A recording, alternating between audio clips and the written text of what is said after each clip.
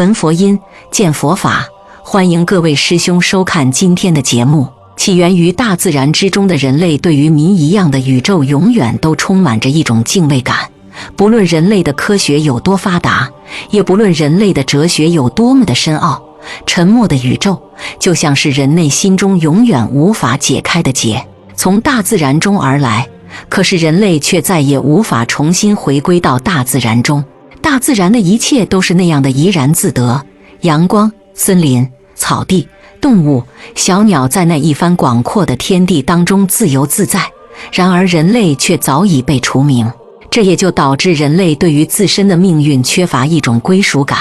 人类就像是大自然的弃儿，被抛弃到了毫无生机的孤岛。虽然创造出了辉煌灿烂的文明，可却没有任何的意义。为了找到归宿，人类想出了鬼魂这个说法，认为人死之后会变成鬼魂继续存在。那么世上到底有没有鬼？碰到了怎么办？曾经就有一位国学大师说自己亲眼见过鬼，这是怎么回事呢？这位国学大师就是曾仕强先生，他曾讲述自己在14岁的时候亲眼见过一个非常奇怪的东西，并将自己的这一段亲身经历用来作为对人们学习国学的启发。我们先来听听曾仕强先生是怎么说的。那一年曾仕强才不过14岁，小小年纪的他说懂事却也不尽然，内心还是对一些不明物体存在着一些害怕。当时的曾仕强居住在一个日式的房子当中，由于日本人的生活习惯与中国人的不同，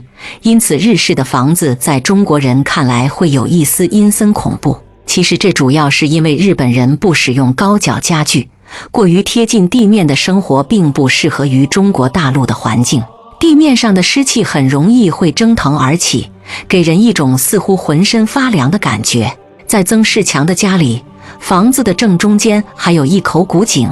那是一口有着上百年历史的井，虽然一直在使用，但是还是有一丝阴森恐怖。有一天，曾仕强在傍晚的时候来到井边打水，一切都像往常一样，并没有什么不同。就在曾仕强打完水准备回去的时候，他眼角一边发现在远处有一个若隐若现的影子。这个影子说存在，却也非常的迷糊，曾仕强一时之间分辨不出来，那究竟是实体的存在，还是他的想象。一时之间，恐惧涌上了曾仕强的心头，他的大脑一片空白，脑子里想的只有赶紧逃走。就在曾仕强肾上腺素激增的时候，他突然想到了自己从小以来听说过的一个说法，如果人要是背对着鬼魂跑的话，那么鬼魂就会一直跟这个人纠缠不休。想到这里，曾仕强只得硬生生地让自己冷静下来。他不能跑，他虽然怕鬼，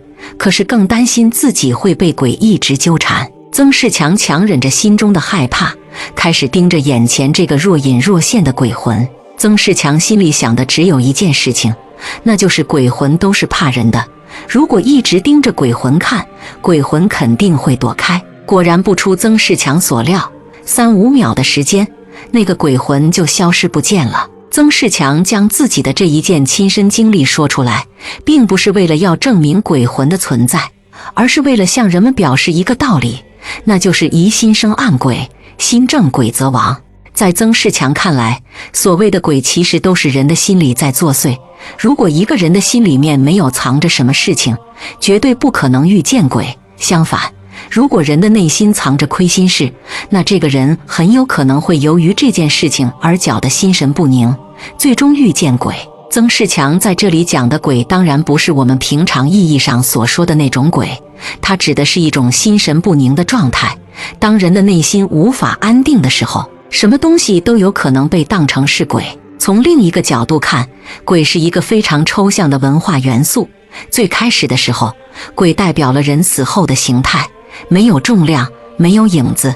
来无影去无踪。一般来说，鬼是人们非常惧怕的臆想出来的东西之一，因为在鬼神文化发展的过程中，鬼一般会被赋予复仇、邪恶、可怕的特征，而且在此过程中还细化出来了非常多的种类。比如伥鬼指的是被老虎吃掉的不屈的灵魂，这种类型的鬼自死后就被蒙上了复仇的阴影，他们终日游荡在死去的地方，害人性命，传说这些鬼只有取得一定数量的灵魂之阳气，才能进入轮回，所以人们都非常惧怕这种鬼。当然了，并非所有文化中的鬼都是邪祟，有一些其实充当了保护神的角色，比如人类祖先去世之后就是这样的存在。周朝之后，我国的封建礼法制度已经趋于健全，那时祖宗祠堂也存在了。祠堂分为大体上可分为两类，一类是祭祀民族名人的灵魂，一类是祖先，前者更多的是指天上的神仙。这些排位后面的基本上都是鬼，但是他们却负责保佑国家昌盛、子孙平安。随着文化的发展，鬼神已经逐渐成为人们生活中的一份子，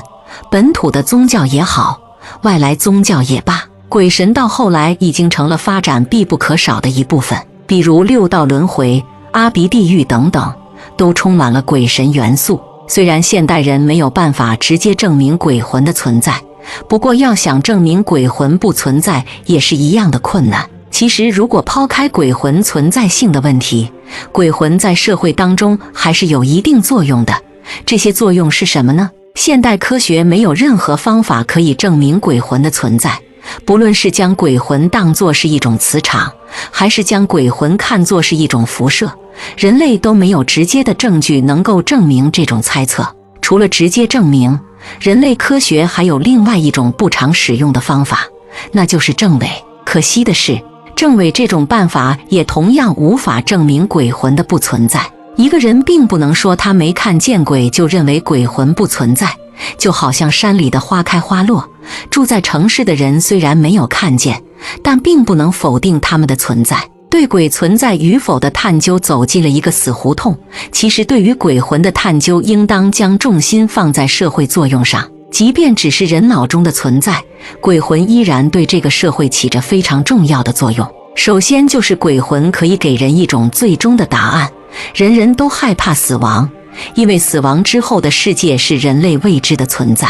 人类并不恐惧已知，人类恐惧的是未知。鬼魂在人类头脑中的存在就已经足以减轻人类对死亡的恐惧。如果人死了之后能以另外一种形式活在这个世界上，人就不会再对死亡感到害怕，可以从容地面对死亡。鬼魂的第二个作用是弱化社会矛盾。为什么鬼魂可以弱化社会上存在的矛盾呢？这是因为鬼魂这样一种说法会使一些人心生恐惧，这样也就可以抑制一些不法事情的发生。尤其是在古代的时候，生死轮回这样一种说法对于人们来说是一种沉重的禁锢，没有人愿意在自己死后去到地狱受尽折磨，大家都想来生可以过得好一点。如此一来，上层阶级的各种残害百姓的行为会有所收敛，下层阶级的反抗行为同样会有所削弱。这样一来，鬼魂便就起到了中和社会矛盾的作用。鬼魂的第三个作用是让人对未来充满期待，这又应当从何说起呢？如果人类都觉得人死之后就是一捧黄土，那对于未来也就不会再抱有任何的期待。上至达官贵人，下至贩夫走卒，死了之后确实要归于尘土。可是如果人们相信鬼魂之说，那么这种归于尘土就有着其他的一些意义。比如说，有的人可能会在生前做非常多的好事，因为这样的话，当他死亡之后就可以得到福报，或是在来生投胎于一个非常好的人家，或是可以不用在地府里遭罪。总而言之，他对于自身的未来充满着期待。对未来充满期待还有另外一层含义，那就是因果报应。所有人都希望那些犯罪分子最终可以被法律制裁，得到应有的惩罚。在古代社会的时候，这种希望简直就是一种奢望。达官贵人有非常多的方法来保护自己，人民往往会沦为法律之下的牺牲品。鬼魂的说法可以给人们提供一种相应的期待，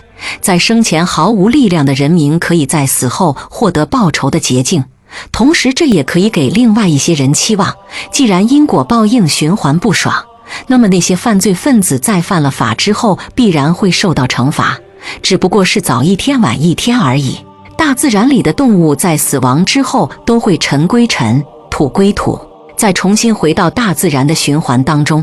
而人类则不同，自以为聪明的人类采用火葬这种方式，将自己永远地孤立于大自然之外。人类从大自然当中拿走了太多，但是却连自己死后的躯壳都舍不得还回去。这是人类的悲哀，所有的纪念碑都只为人类自身而立，人类终将会烟消云散，而大自然将永远存在。好了，今天的内容就和大家聊到这了，我们下期节目再见。